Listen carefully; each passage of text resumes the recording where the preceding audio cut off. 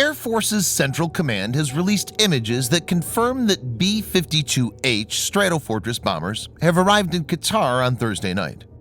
There are also other bombers that have landed in an undisclosed location in Southwest Asia, as per the U.S. Air Force. U.S. Air Force have stated that the aircraft are part of the 20th Bomb Squadron of Barksdale Air Force Base in Louisiana. As per the White House, the deployment is aimed at countering unspecified threats from Iran.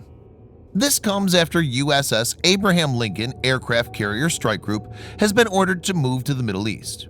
To know more, click the video in the above card. It's reported that USS Lincoln has passed through the Suez Canal on its way to the Persian Gulf on Thursday.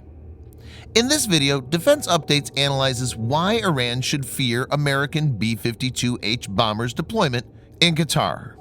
Let's get started. This video is sponsored by War Thunder. If you are, like us, fascinated by military vehicles and technology, I recommend you give War Thunder a try. It's a military vehicle combat game which you can download and play for free on PC, PlayStation 4, and Xbox One with cross-platform support. It has a huge variety of more than 1,200 playable aircraft, tanks, helicopters, and ships from the 1930s to the 1990s, which you can take to battle on land, in the air, and at sea on more than 80 theaters of war.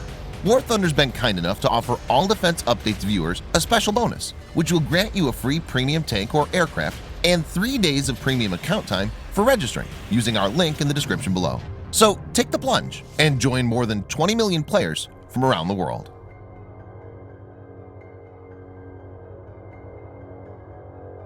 Relations between U.S. and Iran has reached new low recently after Trump administration decided to withdraw from Iran nuclear deal unilaterally.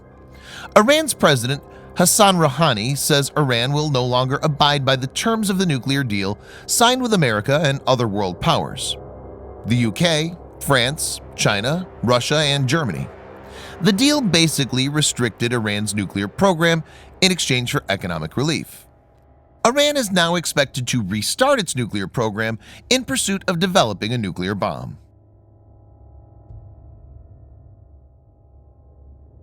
The Boeing B-52 Stratofortress is an American long-range, subsonic, jet-powered strategic bomber. The B-52 was designed and built by Boeing, which has continued to provide support and upgrades. It's been operated by the United States Air Force since the 1950s.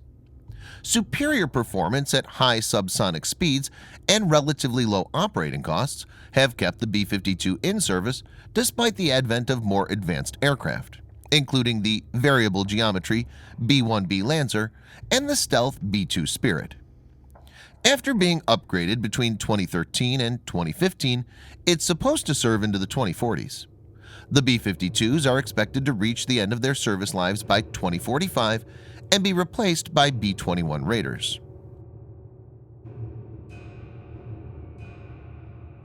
B-52 is powered by Pratt & Whitney turbojet engines. The 8 engines of the B-52 are paired in pods and suspended by 4 pylons beneath the forward of the wing's leading edge. It has a typical combat range of more than 8,800 miles or 14,080 kilometers without aerial refueling. The massive range enables B-52 to take on strategic bombing missions. The powerful engines also enable B-52 to carry up to 70,000 pounds or 32,000 kilograms of weapons, which is significantly higher than 50,000 pounds payload capacity of B-2 Spirit and B-1B bomber. The B-52 is capable of carrying both conventional as well as nuclear weapons. The ability to carry up to 20 AGM-69 SRAM nuclear missiles was added to G and H models starting in 1971. To further improve B-52's offensive capability, U.S. military planners decided to induct a more potent air-launched cruise missile to replace the AGM-69 SRAM.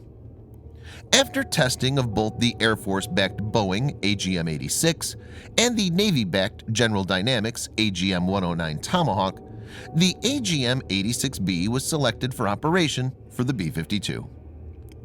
A total of 194 B-52 Gs and Hs were modified to carry AGM-86s, carrying 12 missiles on underwing pylons, with 82 B-52Hs further modified to carry another 8 missiles on a rotary launcher fitted in the bomb bay. The AGM-86 is a subsonic air-launched cruise missile. This missile was developed to increase the effectiveness and survivability of the Boeing B-52 bomber, as the missile can be fired from standoff ranges. In combination, the missile dilutes an enemy's forces and complicates air defense of its territory.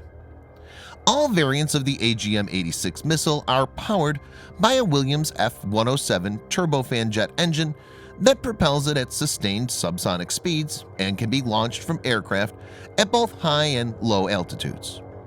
The missile deploys its folded wings, tail services, and engine inlet after launch. Sophisticated guidance makes the missile very accurate. It has a range of 1,100 to 2,400 kilometers depending on variant. This enables the B-52 to launch it far off from the target. As stated earlier, a single B-52 can launch up to 20 of these missiles. Hence, an enemy force could have to counterattack more than one missile at a time, making them very difficult to intercept. The enemy's defenses are further hampered by the missile's small size and low-altitude flight capability, which makes them difficult to detect on radar and intercept. The missile deploys W-80 thermonuclear warhead.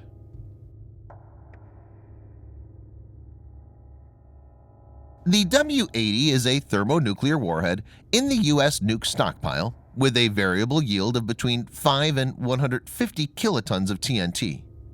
It's specifically designed to be used by AGM-86 as well as the BGM-109 Tomahawk. It's essentially a modification of the widely deployed B-61 weapon, which forms the basis of most of the current U.S. stockpile. The W-80 is a powerful asset. To give viewers a perspective, here's a comparison. Trinity test in New Mexico in July 1945, which led the world into the nuclear age, had a yield of 20 kilotons. Hiroshima's Little Boy bomb had a yield of 13 to 18 kilotons, whereas Nagasaki's Fat Man bomb had a yield of 20 to 22 kilotons of TNT. Depending on the variant G or H, B-52 will be able to launch 12 or 20 of these W-80 warheads carried by AGM-86 missiles.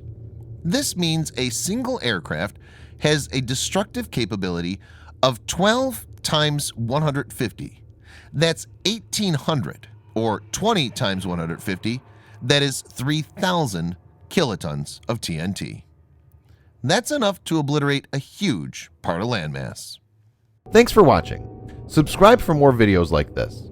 Hit the like button if you find the video interesting, and kindly provide your feedback in the comment section. This will help us improve.